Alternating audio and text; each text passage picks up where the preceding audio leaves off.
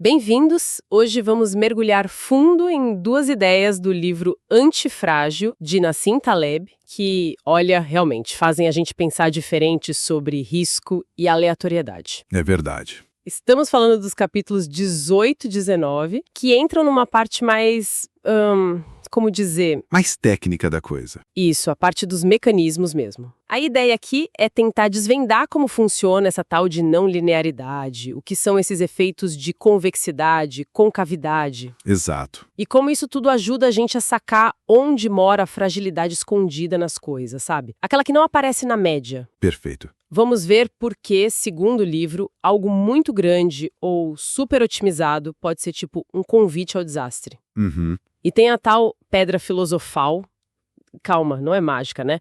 Mas uma forma de testar se algo é frágil ou se, pelo contrário, se beneficia do caos. Uma heurística bem poderosa, na verdade. E para já começar esquentando, por que saber a temperatura média pode ser uma péssima notícia para a saúde de alguém?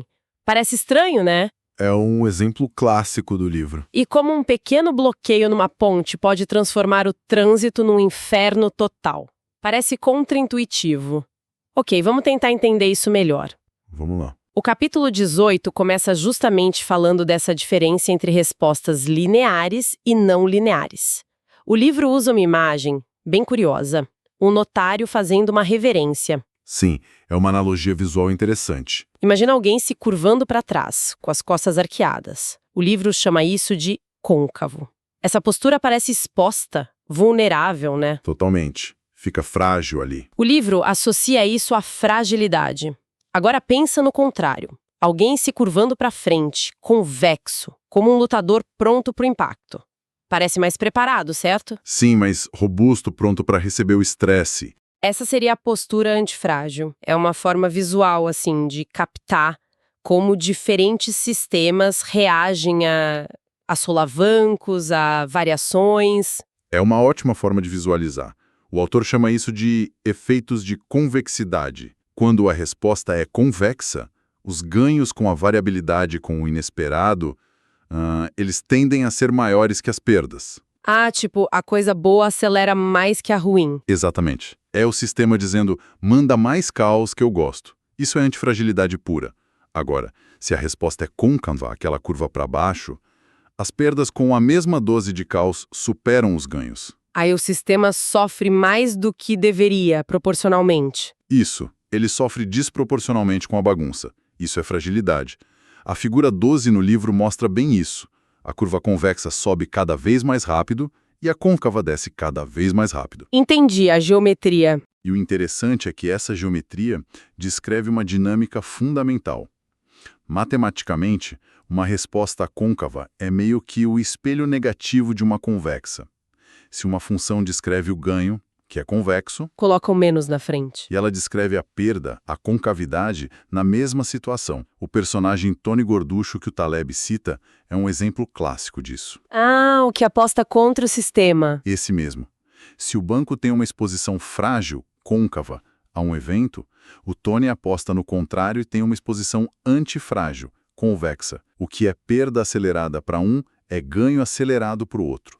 São faces da mesma moeda não linear, entende? Entendo. Mas, peraí, essa ideia de côncavo e convexo ainda parece um pouco abstrata. Onde a gente vê isso funcionando, ou melhor, falhando no mundo real? Tipo no dia a dia. Ótimo ponto. O exemplo do trânsito de Nova York que o livro traz é perfeito para isso. Ah, sim. Imagina, sair às 5 da manhã para o aeroporto JFK leva, 26 minutos. Sair às 6, com mais carros, talvez 30 minutos.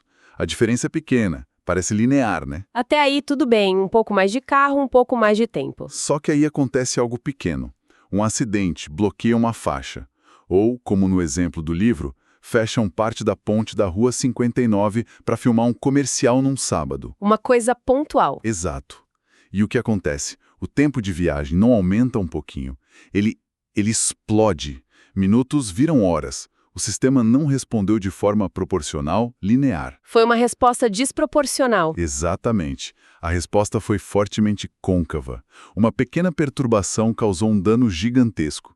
O sistema era frágil a esse tipo de evento. Uau, então a diferença entre um pequeno inconveniente e o caos total pode ser mínima.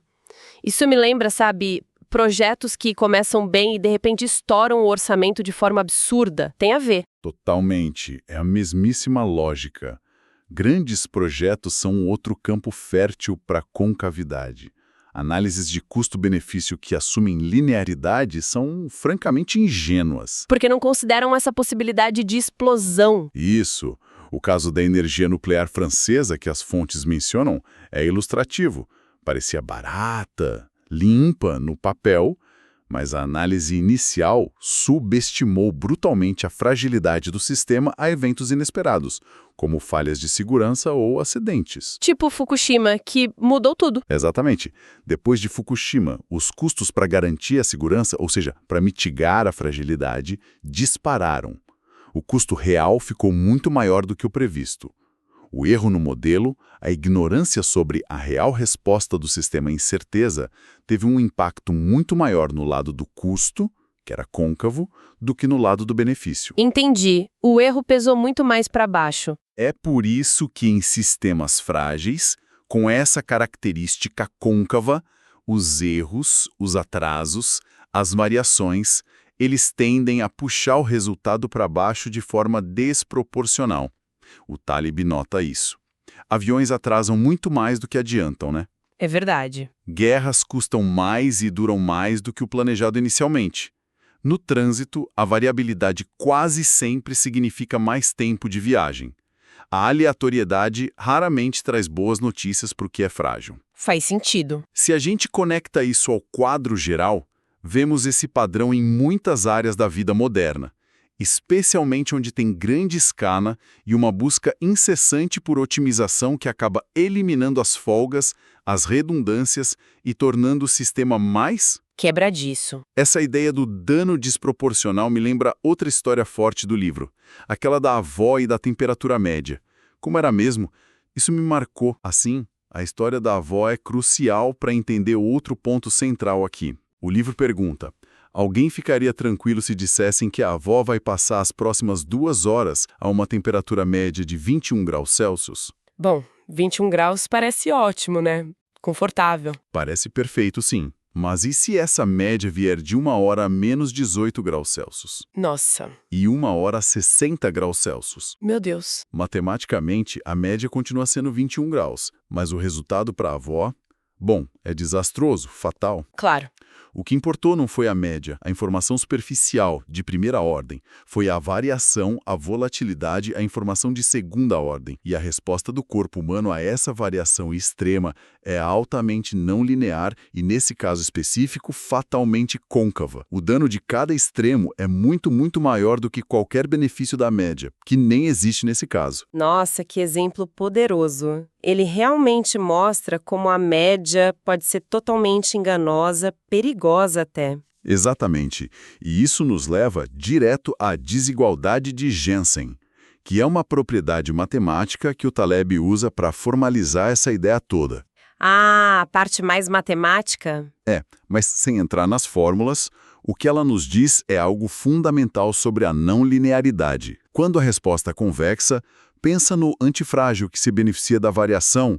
O resultado médio de passar por várias situações diferentes é melhor do que o resultado de passar só pela situação média. Tipo, variar o treino na academia é melhor do que fazer sempre o mesmo exercício médio? Pode ser uma boa analogia, sim.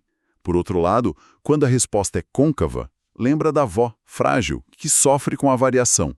O resultado médio de passar pelas variações, o sofrimento médio, digamos, é pior do que o resultado que se teria na situação média constante. Entendi. A variação machuca o frágil e ajuda o antifrágil, mesmo que a média pareça a mesma no papel. Exatamente. Esse viés de convexidade, como o livro chama, mostra por que ignorar a forma da resposta e focar só na média é uma receita para errar feio na avaliação de riscos e oportunidades, principalmente em sistemas complexos. A não linearidade bagunça toda a nossa intuição baseada em médias. Ok, faz sentido. E como a gente usa isso na prática? É aí que entra a tal pedra filosofal. Que nome, hein? Isso. A pedra filosofal aqui não tem nada de alquimia, de transformar chumbo em ouro. É uma heurística, uma regra de bolso, um teste rápido para detectar fragilidade e antifragilidade sem precisar de modelos complexos ou previsões mirabolantes do futuro. E como funciona esse teste? A ideia é simples. Como um sistema reage à introdução de um pouquinho de aleatoriedade, de estresse, de erro, um pequeno distúrbio? Então, é tipo dar um chacoalhão no sistema e ver o que acontece. Meio que cutucar para ver a reação. Exato, é bem isso. Jogue um pouco de volatilidade e observe a forma da resposta. O dano cresce mais rápido que o normal à medida que o estresse aumenta. Opa, temos concavidade aí, temos fragilidade. Como a avó fora da temperatura ideal. Perfeito. O dano acelera muito rápido fora da zona de conforto dela. Por outro lado, o benefício cresce mais rápido que o normal, com mais variação ou estresse. Bingo! Temos convexidade, temos antifragilidade. Tipo um músculo que fica mais forte com o treino. Ou um sistema imunológico que se fortalece com pequenas exposições a patógenos. Essa pedra filosófica é basicamente um teste de convexidade. O livro até menciona a pedra filosófica ao inverso. Como você pode tornar algo ou alguém frágil de propósito? Criando essa resposta côncava. Exatamente, induzindo respostas côncavas, tornando a coisa vulnerável a pequenas perturbações. A questão que fica, claro, é como podemos usar esse testing no nosso dia a dia, nos investimentos, nos projetos, na nossa própria vida. Certo. Então, no fundo, essa conversa toda sobre concavidade e convexidade serve para quê? Para a gente conseguir enxergar onde estão os perigos escondidos e talvez as oportunidades inesperadas sem precisar ser vidente? É isso? É muito por aí. Em vez de gastar uma energia enorme tentando prever o que vai acontecer, qual vai ser o próximo cisne negro, o resultado exato de um processo super complexo, a gente pode focar em entender como o sistema responde à incerteza. Qual é a forma da curva de ganhos e perdas? Isso muda completamente o jogo. E como isso se traduz em ação concreta? O que a gente faz com essa informação? Bom, uma das conexões importantes que o livro faz é com o que ele chama de via negativa. Remover o ruim em vez de adicionar o bom. Isso. Muitas vezes é mais eficaz e muito mais seguro remover as fontes de fragilidade, aquelas coisas com alta concavidade, do que tentar adicionar algo supostamente bom ou otimizar para um cenário médio que talvez nunca ocorra. Lembra do princípio de Pareto, o famoso 80-20? Sim, claro. Ele se aplica perfeitamente aqui. Frequentemente, um número pequeno de elementos num sistema é responsável pela maior parte da fragilidade, da exposição a perdas desproporcionais. Tipo, poucos clientes dão a maior parte do lucro ou poucos problemas causam a maior dor de cabeça? Exatamente. Pensa nos exemplos.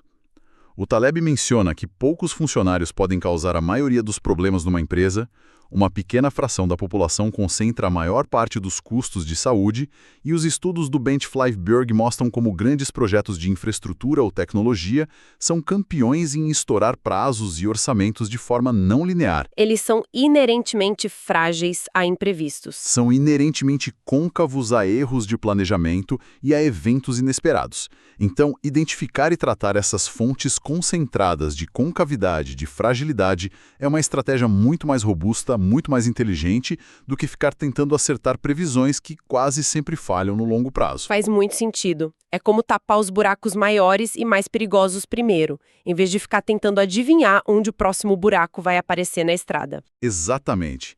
É focar na estrutura da exposição ao risco, não no evento específico que vai disparar o risco. Ok, então para a gente amarrar nossa exploração de hoje pelos capítulos 18 e 19 de Antifrágil, a gente viu que o mundo é muito mais não linear do que a gente costuma imaginar, né? Com certeza.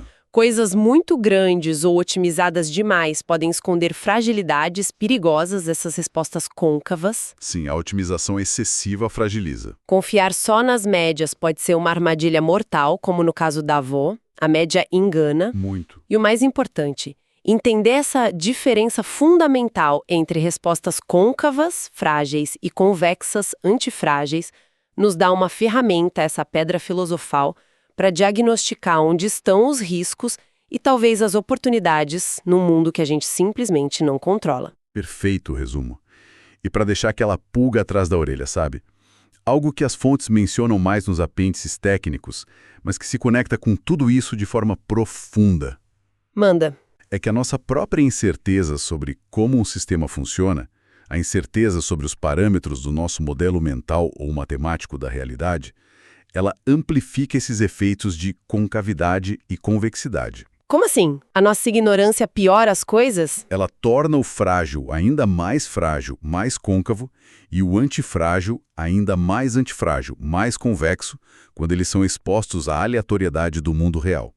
Nossa falta de conhecimento sobre os detalhes finos aumenta a sensibilidade à não linearidade. Uau! Será que essa busca incessante por previsões cada vez mais precisas, especialmente em áreas super complexas como economia, saúde, política, onde nosso conhecimento é sempre limitado, será que não é um beco sem saída? Você está dizendo para a gente desistir de prever? Não exatamente desistir, mas talvez mudar o foco principal.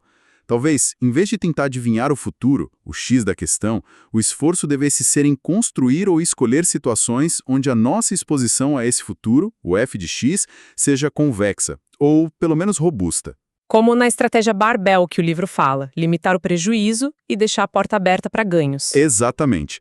Ou seja, aceitar que a gente não sabe exatamente o que vem pela frente, mas garantir que a forma como estamos expostos a esse futuro desconhecido nos beneficie com as surpresas boas ou, no mínimo, não nos destrua com as ruins. Menos bola de cristal, mais arquitetura de exposição.